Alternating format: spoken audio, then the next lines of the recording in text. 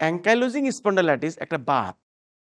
এটা এক ধরনের বাত। এই বাতের চিহ্ন হলো শরীরের বিভিন্ন জয়েন্ট শক্ত হয়ে যায়, দীর্ঘদিন ব্যথা ভোগে এবং অতি সহজেই ব্যথা কমে না।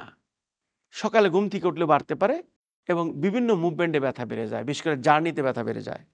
তা আমরা যখন এটা ম্যানেজ করতে চাই, ওষুধের পাশাপাশি স্টিফনেসটা দূর করার জন্য বিশেষ করে কোমরের আপনি এই এক্সারসাইজটা করতে পারেন, যেটা আপনার জয়েন্টটাকে ফ্লেক্সিবল করবে এবং আপনি ব্যথামুক্ত হবেন।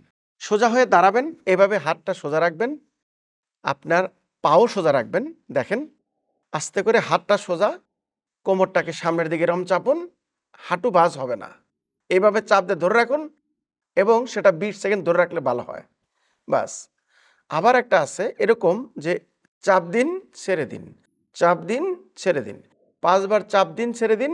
আরেকবার হলো ধরে রাখুন 20 সেকেন্ড। এরকম করে সকাল বা বিকালে প্রতিবারে 20 বার করে করুন।